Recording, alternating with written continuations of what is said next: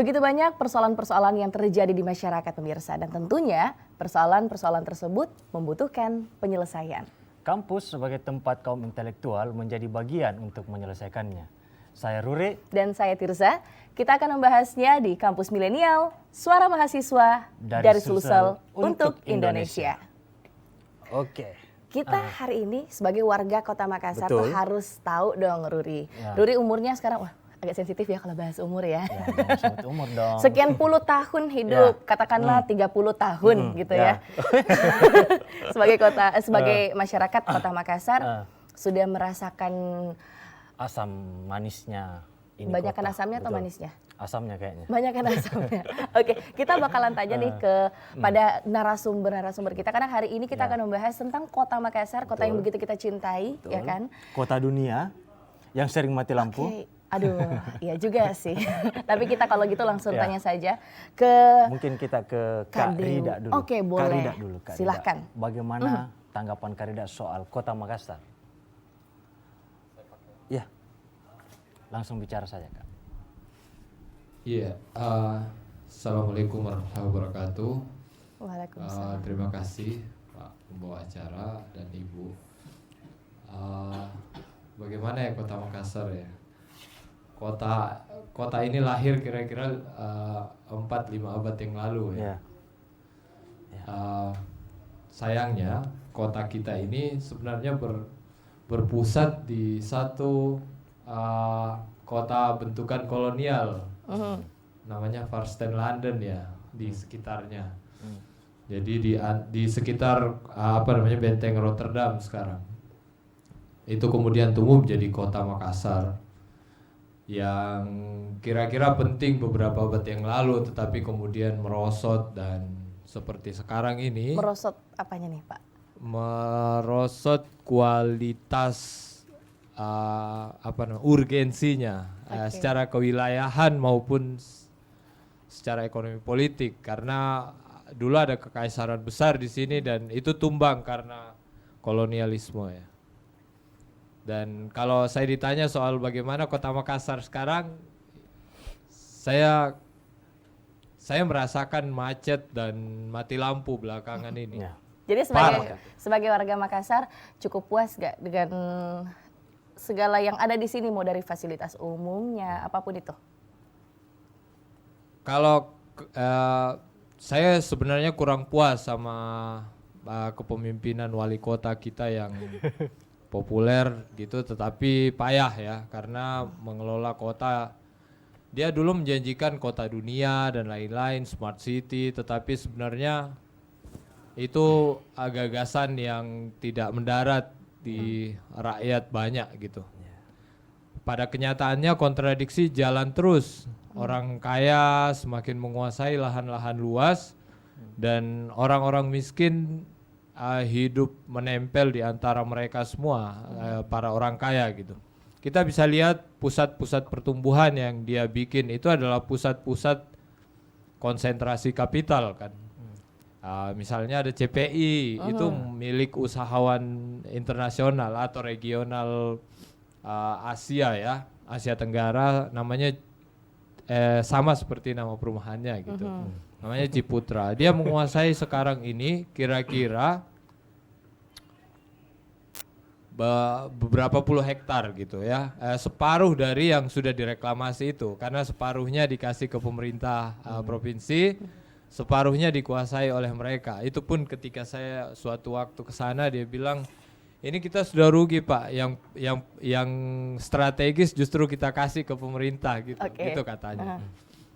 Padahal itu mewakili publik, negara itu kan harusnya mewakili publik ya, yang punya kepentingan gitu.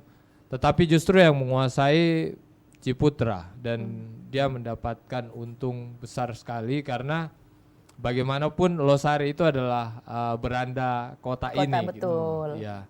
Dan dia mengambil alih itu dari warga, dari kita, ingatan soal pantai Losari, ingatan soal laut yang cantik itu diambil alih ingatannya oleh satu pulau palsu yang mereka bikin gitu. Jadi Pantai Losari tahun 90-an kayaknya udah hilang gitu ya menurut Bapak? Ya apa boleh buat, kenyataannya memang sudah hilang. Dan kita kalau menurut imajinasi saya ketika ke CPI, sepertinya mereka merancang untuk melihat Makassar itu sebagai ruang belakang mereka gitu. Makanya dia membelakangi Losari, membelakangi kita untuk jadi dia bikin pulau yang kita di belakangnya gitu. Karena saya kira ini memang satu strategi di banyak kota. Jadi mereka mereklamasi laut karena ini yang urusannya paling mudah gitu. Mudah dalam arti bahwa kita hanya akan menghadapi birokrasi yang carut marut memang dengan uang dan seterusnya, izin sudah bisa kita dapat gitu. Nah karenanya di Palu ada, Jakarta ada, Makassar, Manado ada. Mereka melakukan reklamasi kenapa? Karena mereka mau melakukan gentrifikasi dalam arti mengubah lanskap kawasan darat yang lama itu berurusan dengan ribet ya. Ada banyak warga, ada hak atas kota, ada rakyat miskin dan seterusnya.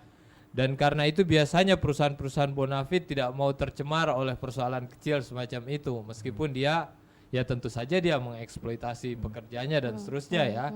Tetapi dia tidak mau tercemar dengan kasus macam itu. Dan karena itu dia lebih memilih ribet ngurus izin prinsip, izin reklamasi, dan begitu keluar dia menguasai lahan-lahan luas yang tidak ada sengkarutnya dengan warga kota gitu. Nah, kira-kira kayak begitu. Dan ini agak mengusik sebenarnya. Kalau kita bicara soal kedaulatan kita atas kota di Makassar, kita sebenarnya harus memeriksa ulang konsep itu, karena hampir semua baik secara ekologis, secara kosmologis orang Makassar misalnya, hampir semua sudut wilayah itu dikuasai oleh pemodal, terutama korporasi properti ya. Kebetulan 2-3 tahun lalu saya menerbitkan satu buku tentang politik properti di Indonesia dan risetnya di Makassar. Hampir semua sudut strategis bukan hanya di Makassar, di luar Makassar juga yang dihubungkan oleh infrastruktur itu dikuasai oleh pemodal besar gitu. Misalnya kita sebut Thalassa City di belakang kampus Unhas. Kemudian kita mungkin bisa lihat-lihat lavanya yang diimajinasikan sebagai kota baru 500 hektar di daerah Patalasang sana, di daerah pedalaman kita. Dia menguasai hampir 500 hektar, itu kira-kira separuh kecamatan gitu. Nah, di sini juga di Losari mereka menguasai kawasan luas karena reklamasi. Kemudian titik-titik keluar dari kota Makassar mereka pegang semua. Seperti misalnya kalau kita keluar ke arah Barombong itu dikuasai oleh Lipo Karawaci.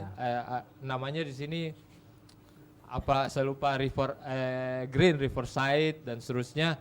Itu puluhan hektar. Kemudian keluar dari Hertasning baru kita akan ketemu perumahan mewah besar sebelah kanan namanya Citra Lane. Itu Ciputra juga, keluar ke arah Maros juga dikuasai oleh mereka. Itu ada Thalassa City, kemudian ada yang lain. Dan itu mengganggu konsep yang biasanya budayawan liberal bilang kedaulatan,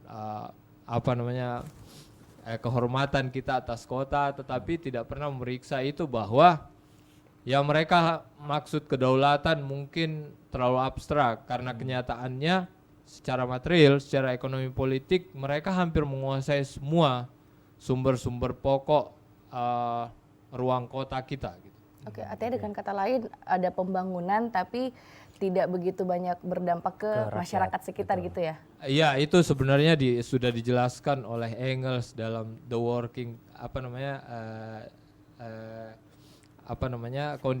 Condition of Working Class in England 150 tahun yang lalu tentang kota kapitalis semacam Makassar ini. Jadi mirip-mirip sebenarnya apa yang di riset oleh Engels 150 tahun yang lalu tentang kondisi kelas pekerja di sana dan tentu saja pertumbuhan kapital, pertumbuhan kota di Inggris.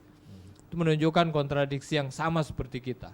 Ada 1-2 orang keluarga, ada satu kelas tertentu yang melejit ke atas piramida klasifikasi sosial, sementara ada sebagian besar lainnya dibuang atau terlempar masuk ke dalam kemiskinan dan Itu contoh yang saya kira contoh cerita tentang kota yang paling menarik itu ditulis oleh Engels itu. Oke, nah mungkin saya mau ke Pak Dewa dulu. Pak Dewa ini kan dosen Wilayah kota. tata wilayah Perencanaan. kota gitu ya. Nah WK. artinya kan kita ini Kota Makassar seperti yang tadi dibilang sama Pak Rida, kita ini digadang-gadang nih jadi kota dunia, jadi smart city. Sebetulnya kalau boleh tahu nih, Dari perspektif.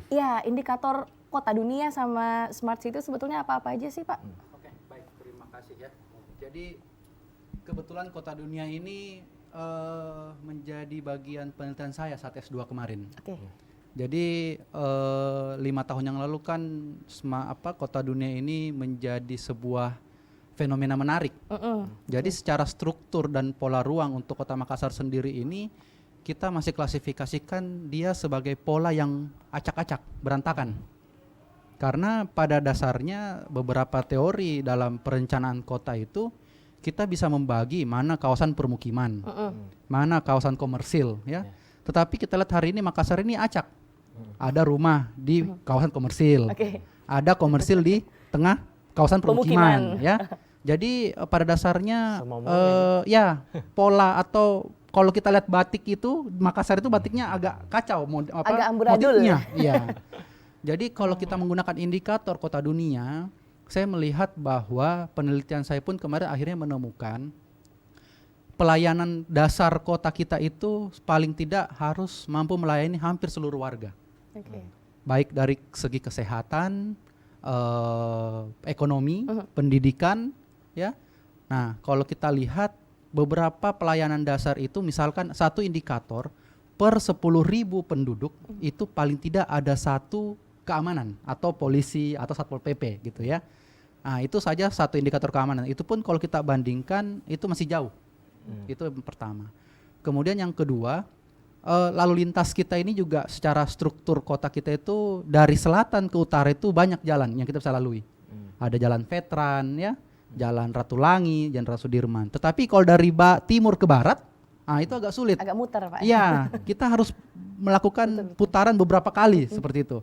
Jadi kota dunia itu mengedepankan energinya itu kita harus menggunakan secara minim. Ada transportasi publik.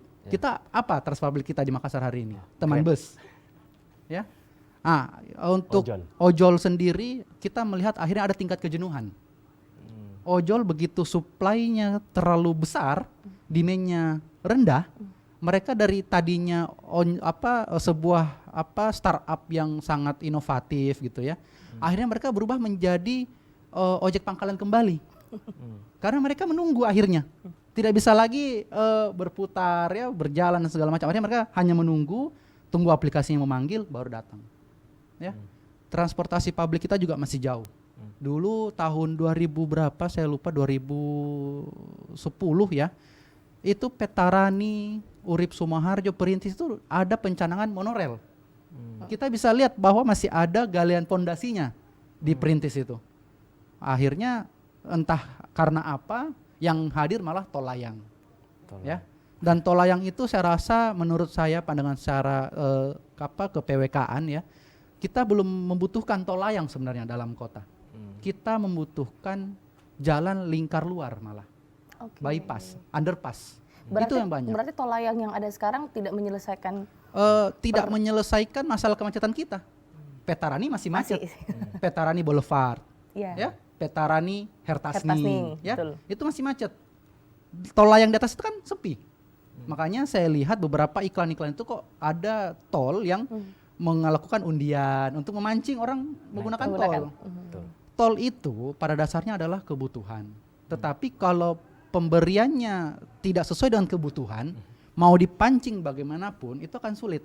Coba tol layangnya itu lingkar luar. Misalkan dari Maros ada tol langsung ke Goa, langsung keluar ya. Kita tidak perlu masuk Petarani, itu pasti akan ramai tolnya. Ini logika sederhana saja. Jadi kita menunggu beberapa tahun itu dari depan Perintis Kemerdekaan tembus ke Leimena itu. Nah itu kan baru saat itu saja jalan lingkarnya. Sampai Antang situ sudah macet lagi.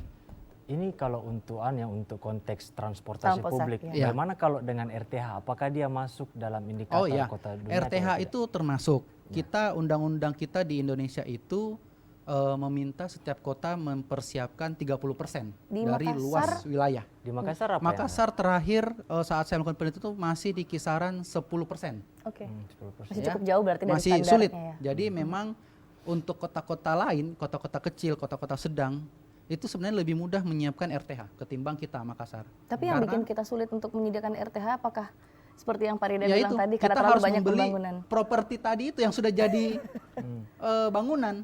Kalau kita mau rubah ke RTH itu tidak menguntungkan secara ekonomi. Iya. Ya. Tetapi ada yang namanya PWK itu, tata kota itu tidak hanya orientasinya ekonomi saja. Ada sifatnya ke lingkungan, kesehatan. Lingkungan itu tidak bisa ditaksir oleh nilai uang ya. Karena kita hari ini mau perbanyak taman, kita harus bongkar ruko, harus beli bangunan, itu ongkosnya lebih besar. Saya pernah melihat ada sebuah komentar warga net itu ya untuk Kota Makassar mengkritik pemerintahan saat ini, mengatakan bahwa Makassar ini tidak hanya di Losari saja. Karena kita punya Antang, kita Iya. punya Sudiang, kita punya Dayak ya, yang dimana mereka itu tumbuh secara organis. Organis dalam artian semacam rumput liar, dia tumbuh di mana ada basah tumbuh. Nah, perumahan-perumahan hari ini tuh tumbuhnya seperti itu. Akhirnya apa? Macet. Kita mau tata jalan kita sebagaimanapun bagusnya desainnya, pasti akan tetap macet. Karena kita tidak memperhitungkan antara bangkitan dan tarikan. Di mana kendaraan bermotor keluar dari sebuah kompleks perumahan Iya. dengan lebar jalan di depan rumahnya. Nah, itu hitungan seperti itu sudah dilakukan sebenarnya oleh para akademisi. Tetapi dalam implementasinya, terkadang pemerintah kota juga masih memikirkan masalah pendapatan, ya, masalah sulitnya untuk biasa mereka juga keterbatasan anggaran dalam membangun fisik. Ya, 10 tahun terakhir kita melihat bottleneck atau pelebaran jalan dari jalan lebar menuju jalan kecil itu belum ada tertangani sama sekali. Jembatan Abdullah Deng Siroa, ya, kita dari 2 lajur menjadi 1 lajur di jembatan. Iya, betul. Itu 10 tahun enggak dibangun-bangun, enggak dilebarkan.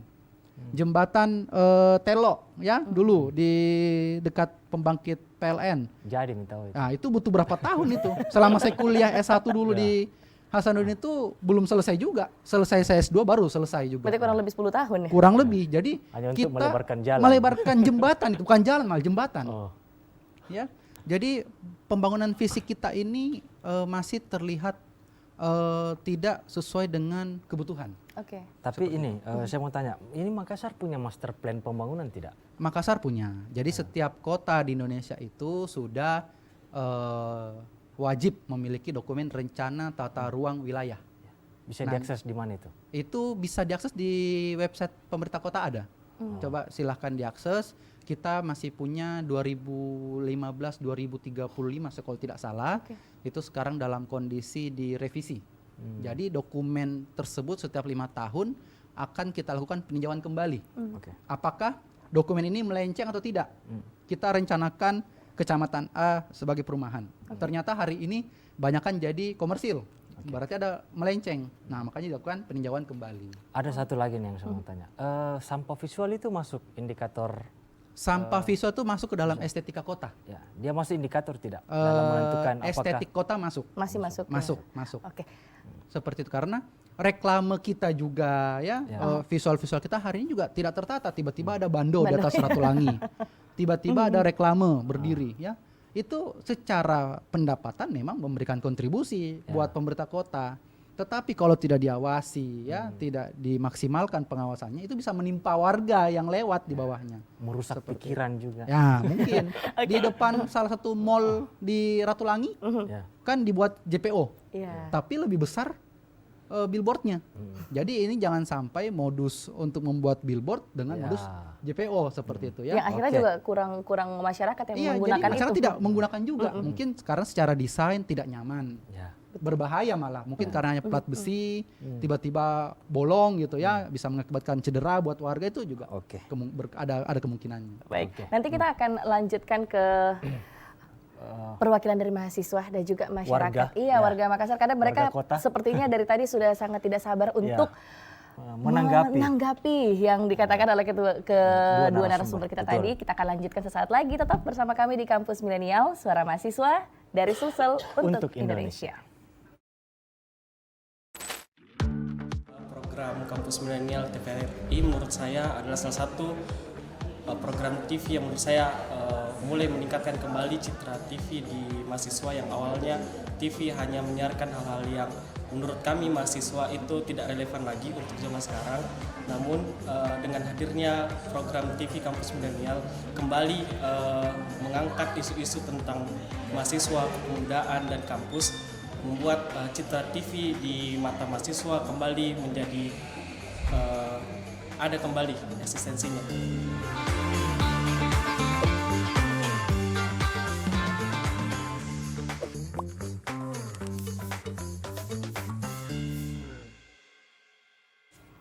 Masih bersama kami di Kampus Milenial, suara mahasiswa dari Sumsel untuk Indonesia. Kita udah tahu tadi ya dari Pak Dewa, Pak Rida udah jelasin ke kita. Sudah cukup konkret itu penjelasan. Kayaknya saya habis kuliah 3 SKS ini ekonomi politik kota ini. Bagaimana kalau kita langsung ke Mahdi? Mahdi sebagai warga Rapocini. Sebagai seorang mahasiswa yang kayaknya kalau mahasiswa kan lebih sering mobile ya, yang artinya paling sering melihat fasilitas inilah itulah kesemrautan kota juga mungkin kayaknya Mahdi udah paham sekali. Apalagi tempat tinggalnya Mahdi penjual HP semua ya. Betul. Ya, silakan Mahdi. Gimana? Terima kasih. Assalamualaikum warahmatullahi wabarakatuh. Waalaikumsalam warahmatullahi wabarakatuh. Nah, saya sedikit menanggapi dari beberapa narasumber sebelumnya. Yang pertama persoalan smart city. Nah, saya kira untuk untuk sampai pada tujuan hal-hal seperti itu, tentunya kita harus melakukan yang namanya diskursus atau diskusi-diskusi bersama dengan masyarakat.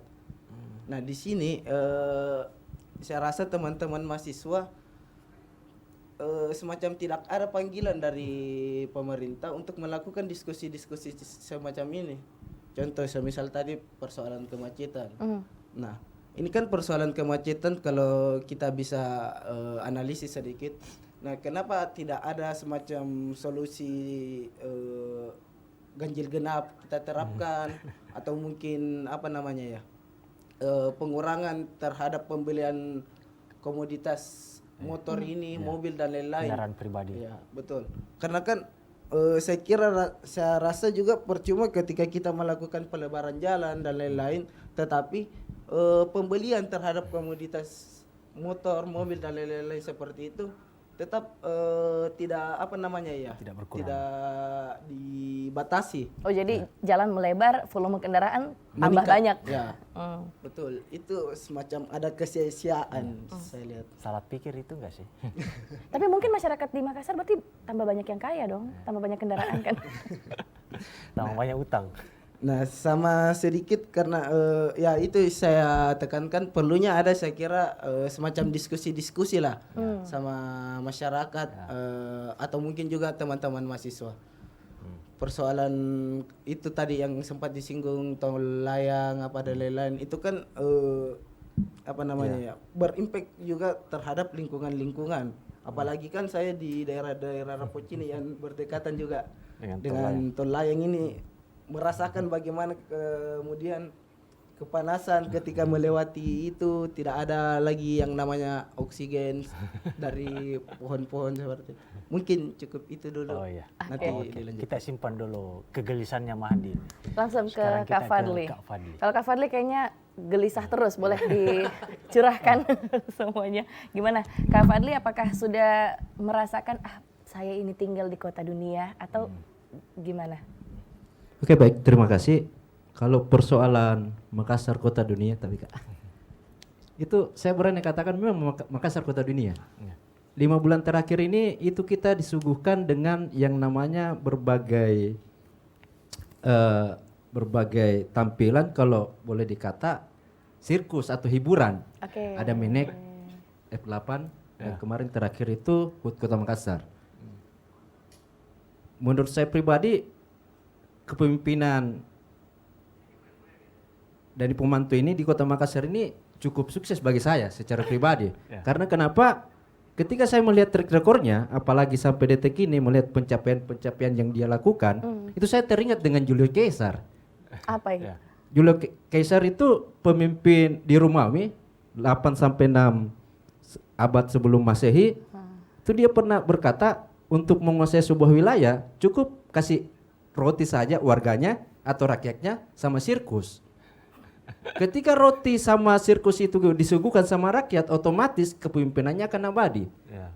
Dan ketika kepemimpinannya akan abadi, apapun pemimpin itu katakan, maka akan diiyakan sama warga atau rakyatnya. Dan itu terjadi di Kota Makassar. Sempat disentil tadi Saudara Mahdi, harus diundang mahasiswa. Kalau saya melihat realitas sekarang, ngapain diundang mahasiswa? Toh semua mahasiswa kan ingin berteman sama pejabat, terutama wali kota Makassar. Siapa sekarang aktivis yang berani kritik wali kota Makassar misalnya? Nah selanjutnya, kenapa saya katakan Makassar ini keren sekali? Karena festival-festival yang dilakukan oleh Pemkot Makassar itu mengundang beberapa negara. Dan ketika negara-negara itu hadir, ya mau tidak mau, suka tidak suka, positifnya ya Makassar terkenal di luar di luar negeri. Tapi kalau kita mau katakan konsep yang dilakukan Denny Pomanto itu tidak tepat kalau kita mau terapkan di Indonesia. Karena kenapa? Itu jauh daripada nawacita Republik ini. Ngapain kita adakan festival, ngapain kita adakan kegiatan-kegiatan yang kalau saya buang-buang duit.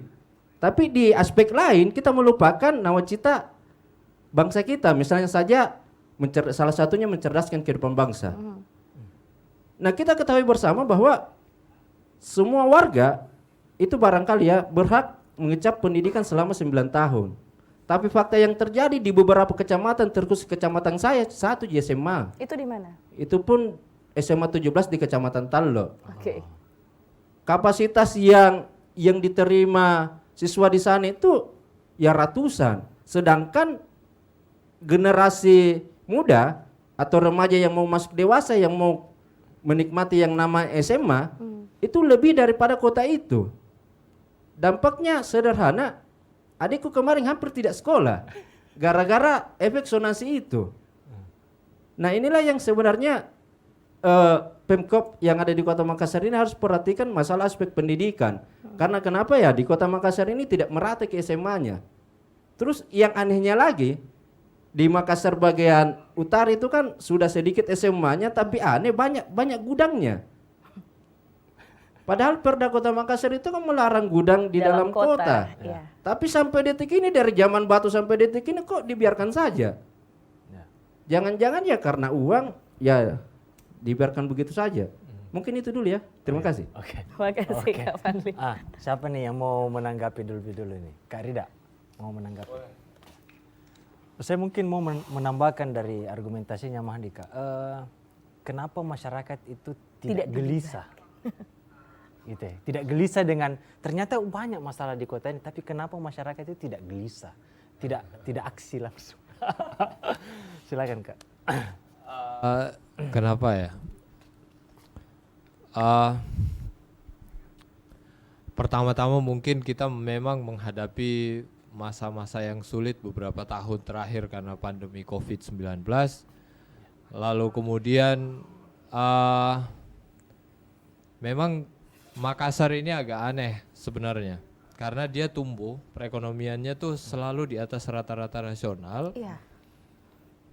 Bahkan kalau kita lihat-lihat perkembangan, kalau misalnya indikatornya misalnya harga tanah di kota, Makassar tuh yang termahal kedua menurut majalah real estate. Atau yang ketiga setelah Surabaya, Jakarta, Surabaya, Makassar, atau Jakarta, Makassar gitu. Saya menulis di buku saya kemarin. Nah, kontradiksinya ini betul-betul nyata gitu. Salah satunya karena kita bisa melihat ada begitu banyak keluarga yang punya privilege, tetapi ada begitu banyak yang lain yang tidak bisa ngapa-ngapain gitu. Mungkin 10-15% penduduk kita itu menurut data BPS ya masuk ke dalam kategori sebagai keluarga miskin ya. Kita mungkin sama dengan rata-rata nasional kita 10-11% gitu orang miskin. Jadi nggak ada bedanya sebenarnya, nggak ada spesialnya sama sekali. Meskipun pertumbuhan ekonominya tumbuh, ya benar kata Kak Fadli tadi, Pak Fadli, bahwa memang ada banyak event internasional, ada banyak macam-macam lah, seperti sirkus di tengah orang miskin lah gitu ya. Dia bikin peringatan hari ulang tahun, kemudian F8 Pak ya, dan seterusnya. Tetapi ya itu, saya lihat Dani Pomanto ini memang karakter orang yang mungkin karena dia orang teknik ya, dia orang teknik mirip-mirip Soekarno ya, bayangannya tuh teknikal gitu. Jadi dia melihat masyarakat tuh dengan jargon-jargon teknis gitu, anak lorong gitu. Padahal dia sebenarnya kan nggak tinggal di lorong, dia kelas kaya kota yang menggunakan istilah itu gitu. Dia bikin rencana-rencana tentang pariwisata lorong, pertanian lorong dan seterusnya, tapi itu nggak ada manfaatnya sama sekali sampai sekarang gitu. Saya tidak pernah meriset secara teknis langsung soal itu, tetapi kita tidak pernah mendapatkan informasi soal apa hasil dari apa yang mereka rencanakan soal lorong-lorong dan seterusnya itu, kecuali bahwa itu jargon yang dia pakai, bahwa dia adalah seorang politisi yang mewakili mayoritas penduduk kita yang tinggal di ganggang gitu Pak Fadli, bukan di jalan raya ya, sama seperti saya di dalam lorong juga. Nah itu, jadi kalau misalnya ada pertanyaan soal kapan sebenarnya rakyat marah karena kontradiksi ini makin nyata, itu pertanyaan yang rumit juga. Saya tidak mengerti kapan titik itu jenuh, tetapi ini pertanyaan yang kira-kira berkaitan dengan kajian psikologis ya, atau campuran antara psikologis dan ekonomi politik begitu. Ketika orang lapar, ada orang yang sangat kaya, maka secara alamiah orang yang kelaparan tuh marah kepada orang-orang yang pamer sama itu. Itu sebenarnya secara alamiah dan instingtif gitu.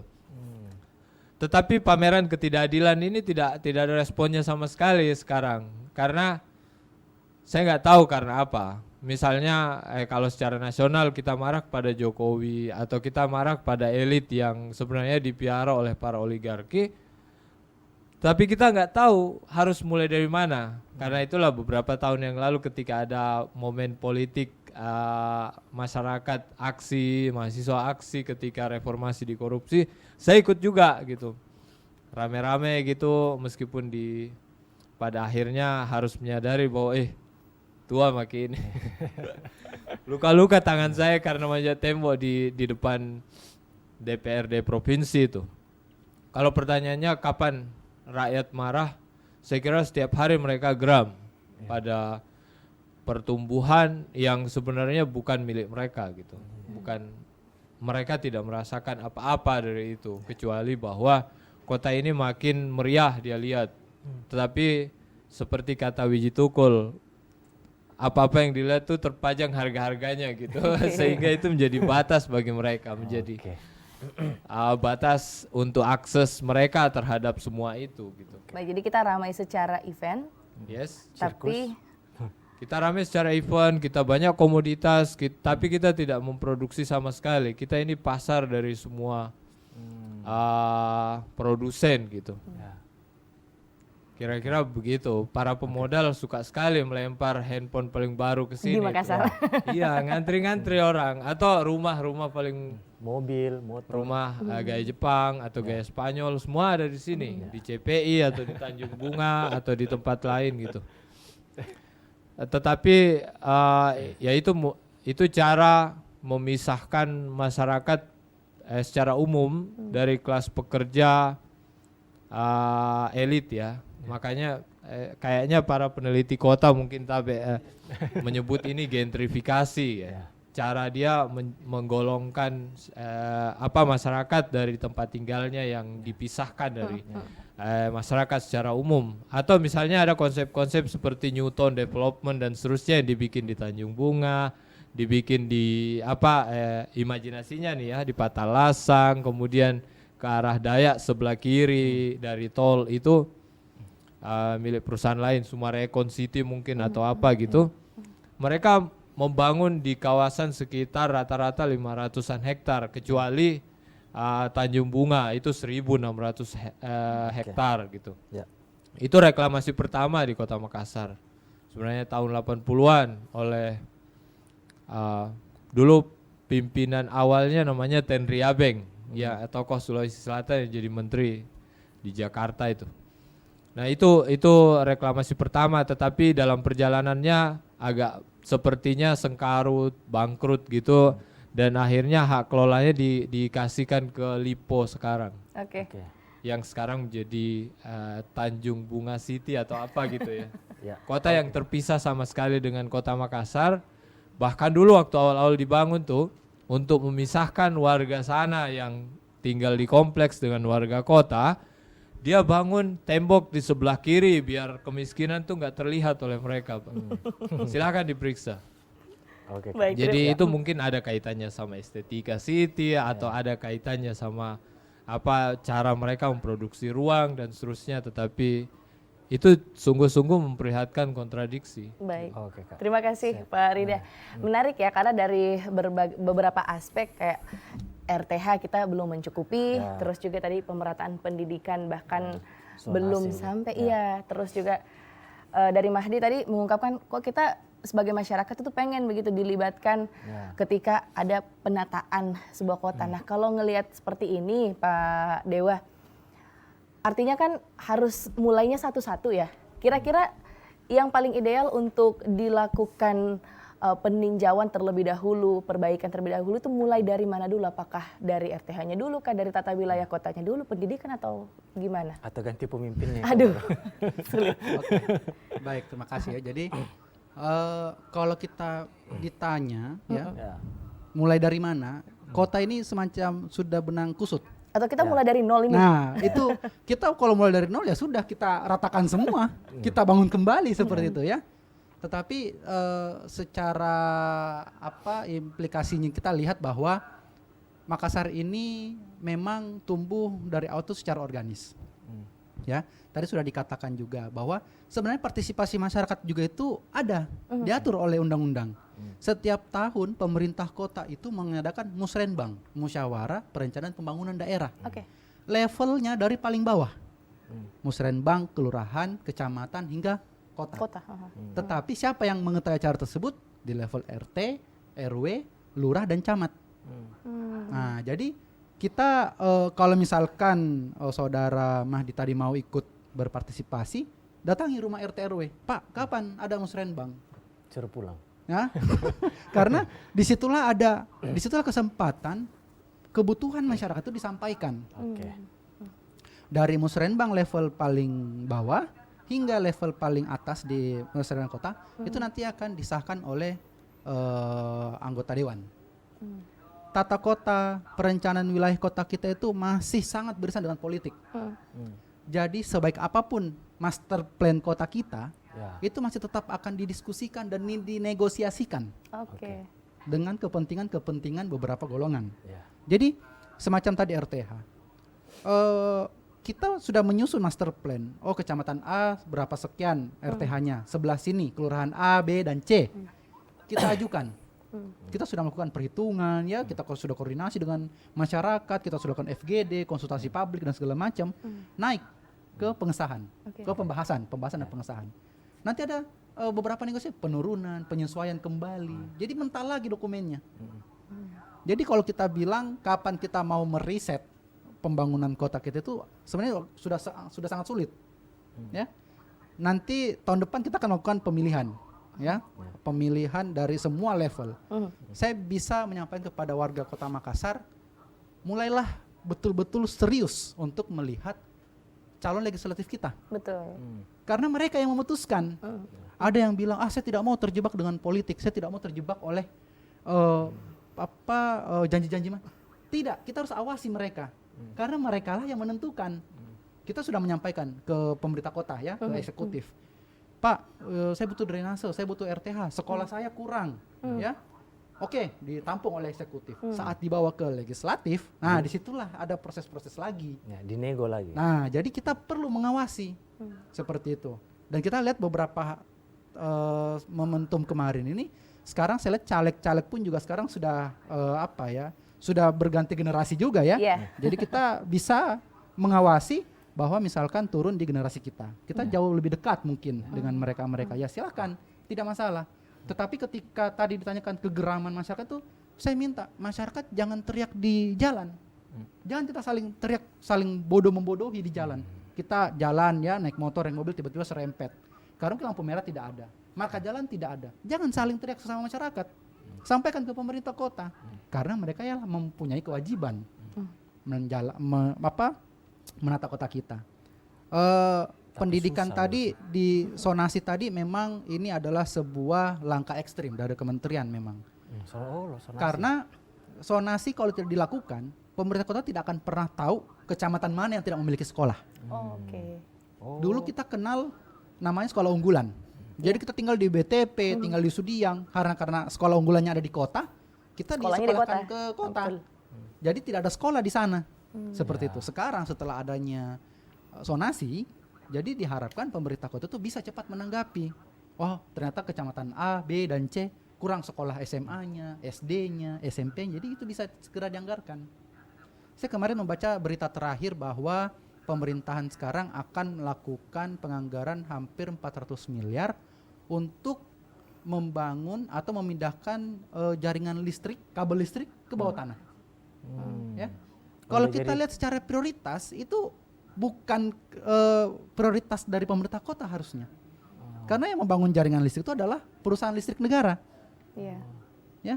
Jadi sebaiknya kalau memang mau saling mengisi, silahkan, tidak apa-apa, berkolaborasi.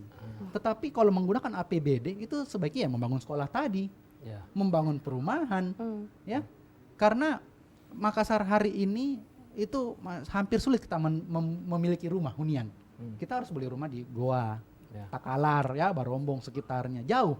Kita makan waktu lagi, makan biaya lagi, ya. Bisa mungkin di tengah kota tapi mungkin kurang sesuai dengan isi kantong masyarakat. Mungkin secara preferensi masyarakat, kawasan Panakukang itu ditetapkan sebagai kawasan peruntukan dengan bangunan tinggi. Dalam artian boleh dibangun apartemen, rumah susun boleh. Sekarang apakah pemerintah kota punya rencananya? Kita melihat preferensi masyarakat, saya kalau sudah menikah mau punya rumah tapak. Saya tidak mau rumah susun, saya tidak mau rumah tingkat, saya tidak mau, saya mau rumah susun, rumah tapak. Biar jauh-jauh, yang penting saya punya rumah tapak, saya punya tanah. Pemikiran itulah yang menyebabkan terkadang sulit disediakan dalam kota. Ya lahan-lahan tadi sudah beralih fungsi ya, sudah ini. Jadi pemerintah kota pun juga menyediakan rusun, itu sebuah kewajiban harusnya. Karena kita punya dinas perkim, perumahan dan kawasan permukiman, ada dinasnya. Ketahanan pangan tadi ada dinasnya, ya. Semua dinas Makassar itu ada. Lalu lintas tadi, kalau kemacetan, dinas pendidikan juga bisa menganggarkan untuk pembangunan sekolah, ya. Mungkin setelah dana BOS dan segala macam, ya membangun sekolah silahkan, ya.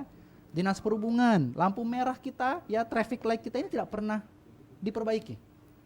Ujung Alauddin dengan Petarani, ya.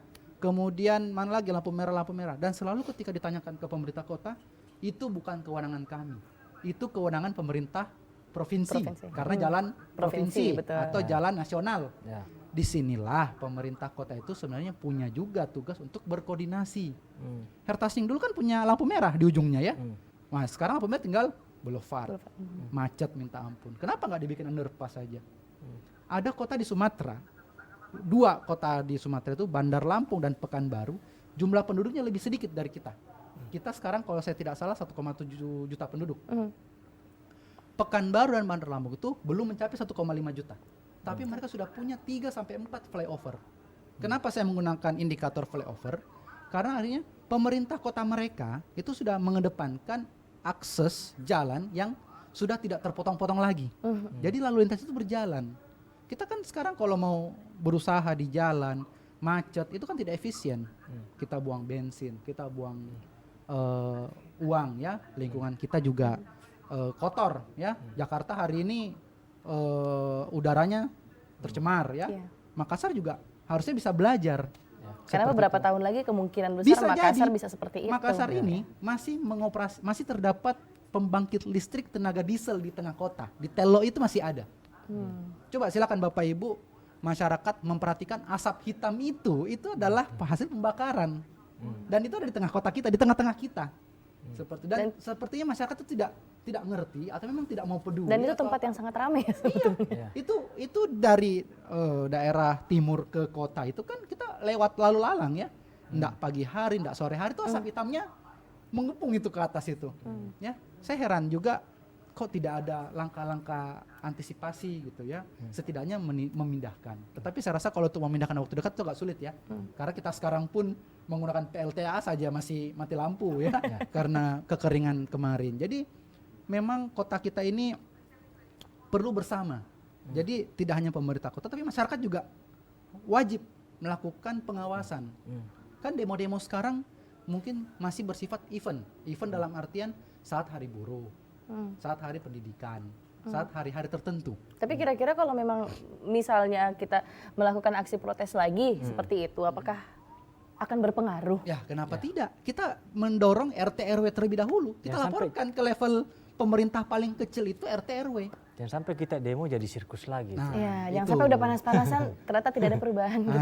Disitulah yang saya anggap ini mau dilaksanakan secara teknikal juga sulit ya, dilakukan secara sosial juga sulit gitu ya. Jadi mungkin kita secara bersama-sama sih bisa untuk bekerja kolaborasi ya, saya rasa seperti itu. Baik. Oke. Dari Mahdi atau Kak Fadli mungkin silakan menanggapi Ya, sedikit. sedikit. Yakin sedikit. 2 menit. Silahkan. Kembali lagi saya katakan bahwa Kota Makassar ini sangat keren. Karena kenapa? Seperti yang dikatakan Karida tadi, PAD-nya itu di atas rata-rata. Bahkan wisata lorong yang dicanamkan oleh Dani Pemantau sama Pak Wali Ibu Fatma ini itu betul-betul meningkatkan UMKM itu di tiap-tiap lorong. Walaupun faktanya dari 10 yang ingin membangun usaha UMKM cuma 1 yang goal.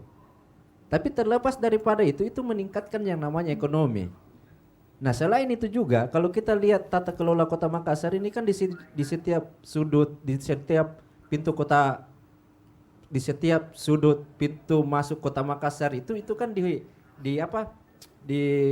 dibangun yang namanya pasar modern. Mau tidak mau, suka tidak suka, ketika orang-orang daerah masuk ke Kota Makassar pasti mau masuk ke yang namanya pasar modern, entah ke mall kah, entah ke makanan cepat saji kah, tempat karaokean kah, dan tempat-tempat itu juga ya positifnya lagi-lagi meningkatkan yang namanya ekonomi. Nah, lebih kerennya lagi kolaborasi eksekutif dan legislatif di Kota Makassar ini bagi saya keren. Karena kenapa? Kalau tadi pertanyaannya kapan rakyat ini bisa berteriak, saya rasa tidak bakalan berteriak. Karena kenapa?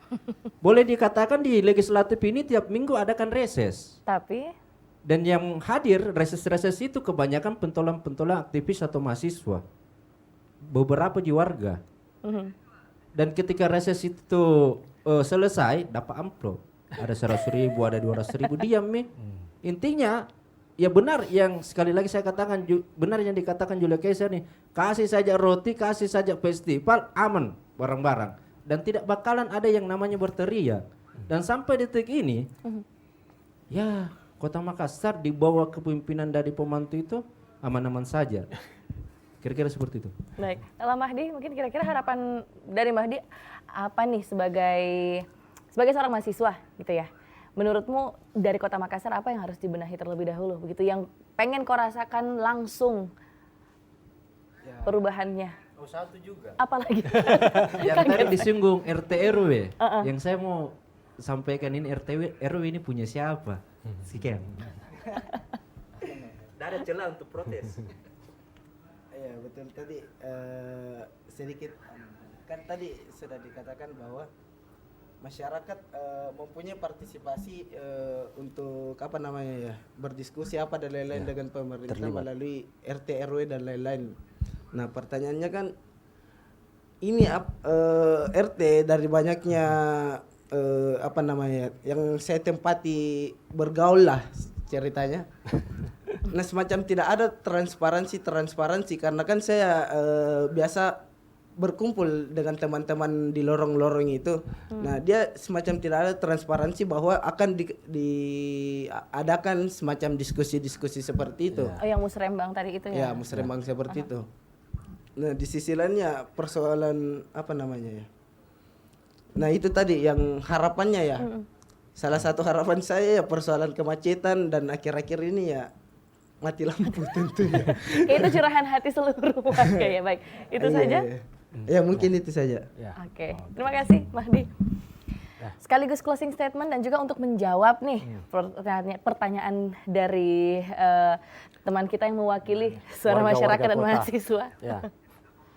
Boleh dari Bapak Rida dulu deh, silakan. Iya,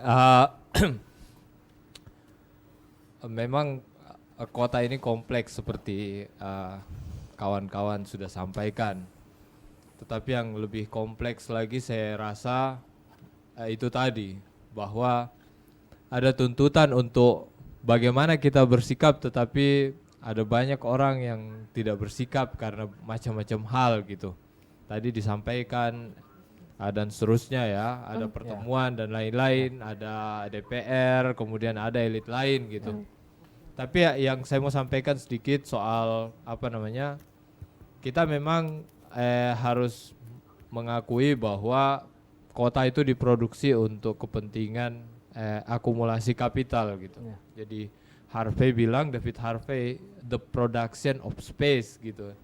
Jadi kota ini tempat macam-macam apa namanya kapitalisme itu tumbuh sumbernya dari kota gitu. Kemudian nyebar kemana-mana, bisa dengan strategi ruang seperti yang disebutkan tadi soal perumahan, Newton development dan seterusnya, bisa dengan infrastruktur dan seterusnya, sehingga yaitu kontradiksi akan tetap ada meskipun kita pahami bahwa seperti kawan-kawan tadi bilang bahwa bagus kota ini, keren gitu.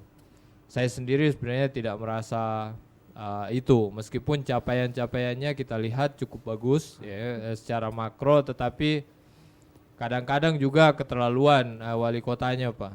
Misalnya orang-orang lagi tergenang banjir gitu sampai segini, dia bilang oh bukan banjir nih, genangan nih. Itu kan kadang-kadang eufemisme semacam itu kurang sopan rasanya di tengah-tengah bencana gitu. Saya kira mungkin begitu Pak Ruri dan Pak Isa. Siap, ya. Pak Rida. Terima kasih. Kita pindah ke Pak Dewa, silakan sekaligus closing statement. Oke, baik, terima kasih. Jadi secara ideal RT RW itu milik siapa ya? Secara teoritis dalam sistem keruangan kita, secara sistem pemerintahan kita ya harusnya milik warga ya. Itu idealnya seperti itu ya, karena kan akhir-akhir ini juga sudah mulai dicanangkan pemilihan RT RW itu dari warga. Sudah ada pemilihan langsungnya juga ya. Jadi secara ide dan konsep itu baik, ya tinggal kita mengawasi saja implementasinya seperti apa. Ya, seperti itu. Kemudian sekiranya untuk perbaikan Kota Makassar ke depan, tentu jangan lupa kita sebagai warga itu berpartisipasi aktif. Jadi kalau kita punya kendala, kita punya masalah dalam program kita, sampaikan. Kita sudah punya media sosial hari ini. Saya rasa juga sekarang pemerintahan perlu viral dulu kali ya, baru diatasi. Jadi jangan sampai semuanya mesti viral dulu baru dikerjakan ya. Ada kecenderungan ke sana nantinya, dan itu juga ujung-ujungnya jadi repot juga ya. Seperti itu. Jadi Makassar saya hari ini memang masih jauh dari ideal ya. Masih problematik. Saya gunakan kata ideal karena memang ya beberapa sektor tadi juga harus tumbuh secara sesuai kebutuhan juga ya.